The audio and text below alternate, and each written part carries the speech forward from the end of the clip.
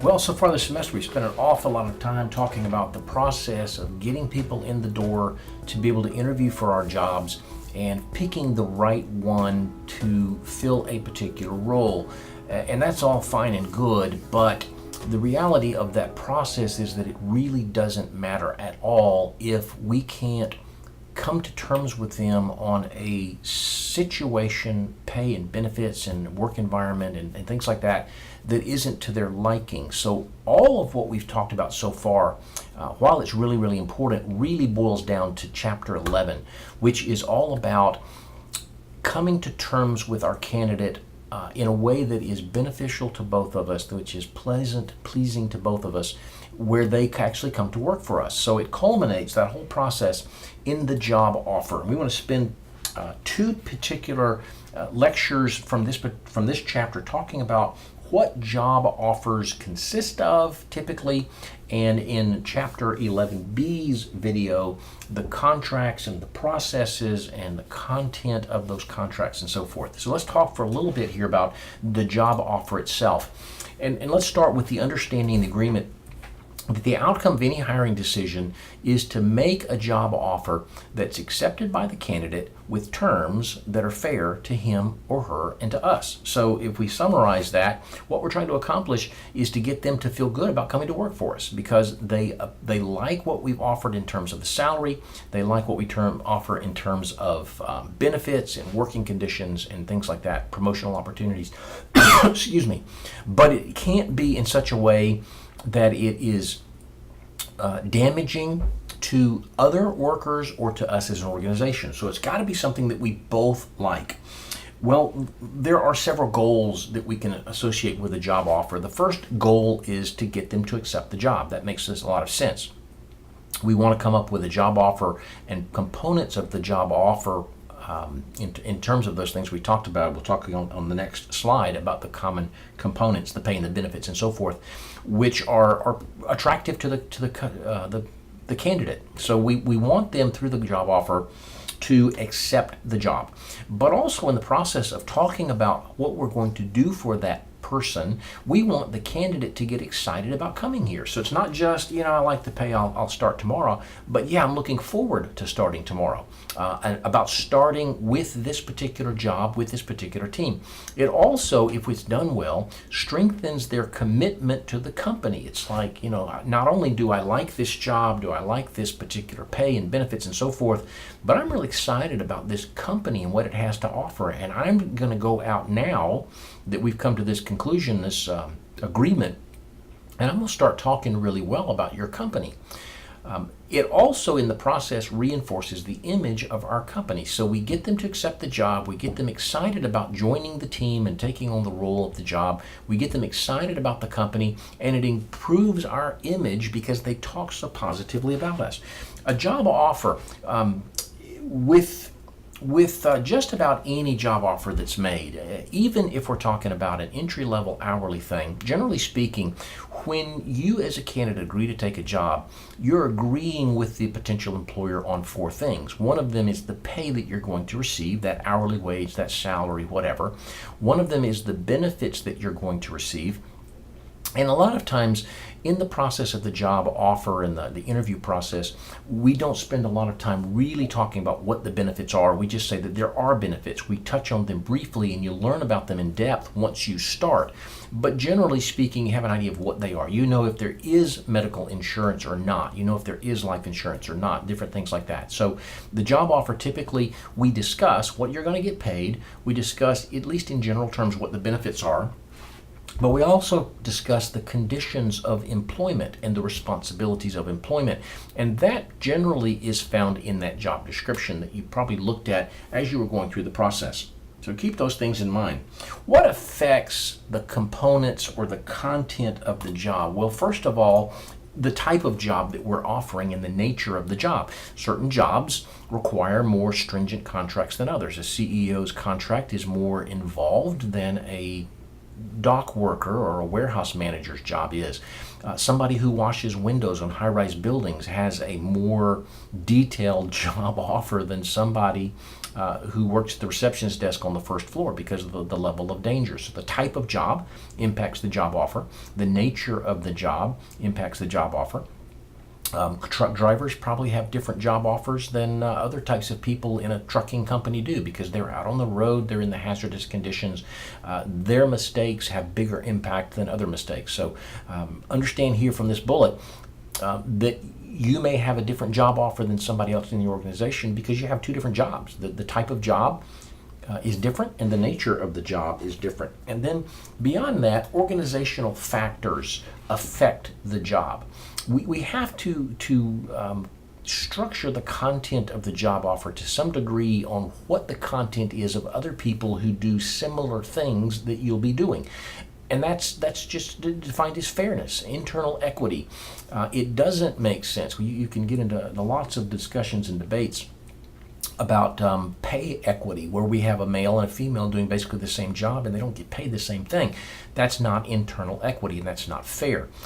But where there are legitimate differences between jobs, we do have the ability to make a difference in terms of the pay, the benefits, the responsibilities, the conditions, and so forth.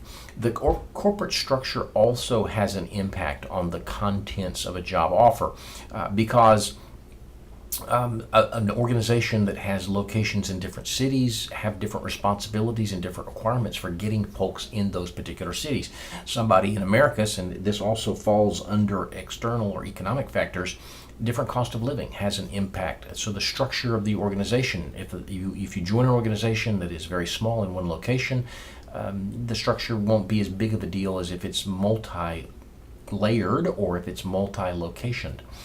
Another thing that impacts the content of a job offer is the critical need of that particular job. For example, a nurse has a different set of factors that influence his or her job offer because nursing is a fairly rare skill. It's a fairly important skill. And if we have to have a job filled right now, you're in the driver's seat because I've got to do whatever it takes to get you. So if you have a rare skill, if you're a welder and not many people know how to do that, if you know how to bleed the brakes on cars so that they don't crash because the brakes quit working, that's a pretty rare skill perhaps. If you have a rare skill, that has a significant impact on the content of your job offer. If the company needs you immediately, you can go, yeah, you know what, you need me worse than I need you. So that impacts the content. And also the strategy of the organization, what we are planning to do in the future. It may be that we're hiring somebody now really to prepare for a role 5 years from now. And the fact that we are planning ahead 5 years and really need somebody 5 years from now affects what we're willing to do to get you. Another set of things that affects the job offer content are candidate factors. And this is why one particular new hire might make different pay than another new hire. Two people that start on the same day might not get paid the same thing because of fit. One of them is a little better fit for this job in terms of KSAOs than the other one is. And it's legitimate to pay somebody more if they're a better fit. Their experience, if I've got 10 years teaching and you've got one, it makes sense and it's legitimate to pay me more money than it pays you.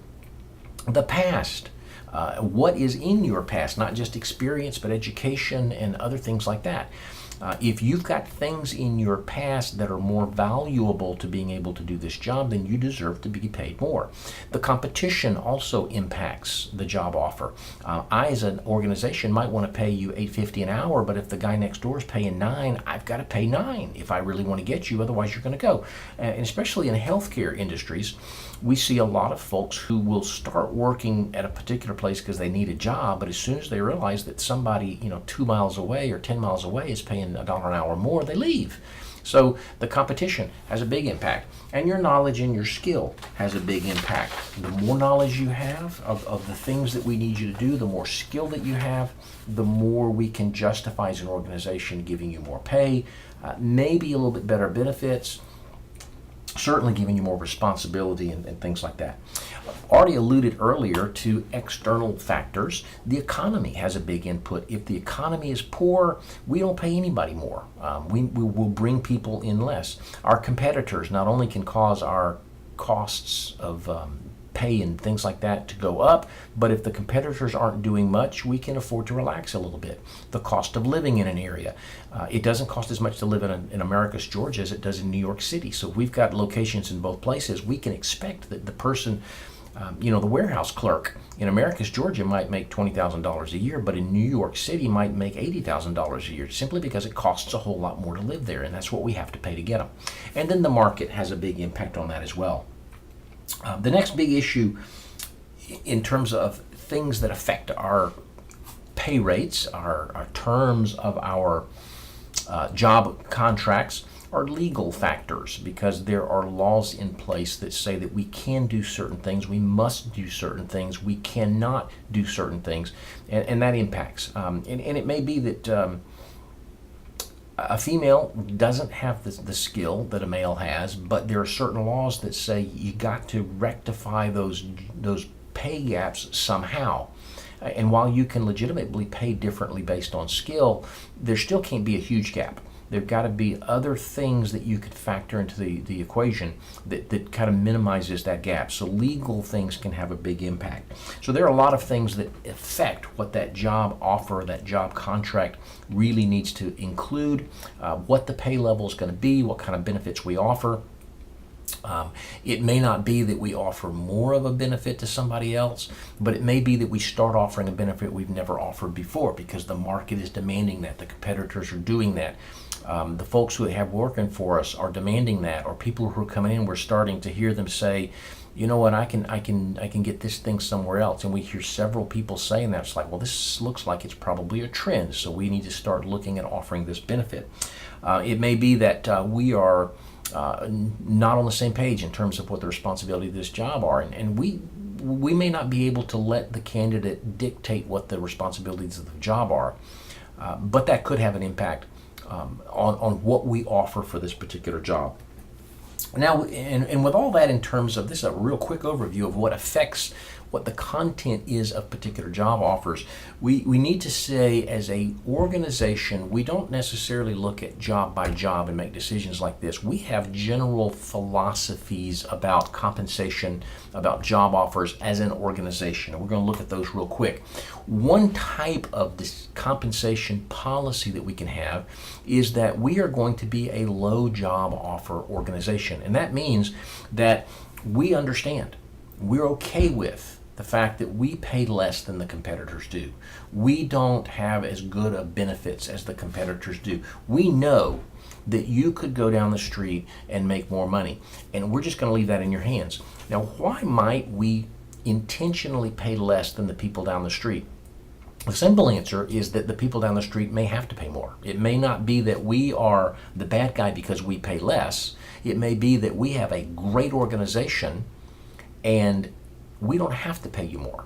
When you look at our organization, people stay here a long time, people like each other, people have promotional opportunities, but yeah, the guy down the street pays an extra 50 cents an hour. Maybe they got lousy benefits. Maybe they're dirty and they never clean the place and they get yelled at an awful lot and they work a ton of overtime and don't get paid for it. And the conditions are very poor. Well, if the conditions are poor, they've got to pay more to compensate for that. So if our environment is great, if we have a family environment, we may be able to offer you less, and it's still worth it because you get to come here. And I can tell you that when I came down to Americus from the Atlanta area 20 years ago, I took a cut in pay. It was a pretty substantial cut in pay. But to me, it was worth making less money because I got into the GSW environment. I got into the small community of Americus environment, and there were so many intangible things that made that worthwhile. And GSW could afford to be a low job offer. Even today in the academic world, there's a huge number of discussions going on campus about how people with the same type of job, what's the word I'm looking for? Responsibilities. For example, a professor of English could go to Columbus State or could go to another school and make more money than they make at GSW. And it may be partly because our budget just doesn't allow us to pay more, but it could be possibly that our environment is better and we don't have to pay more. But we can make a conscious decision as an organization to have a low job offer where we intentionally pay less than the market pays for the same job. We could also have a competitive job offer philosophy where it is basically the same as everybody else. So we're one of three choices, and you can choose any of the three and make a pretty good choice no matter what. You're not giving up really a whole lot of anything to take one over another, but it's competitive. We also might choose to have a high job offer philosophy about pay and benefits and job contract contents.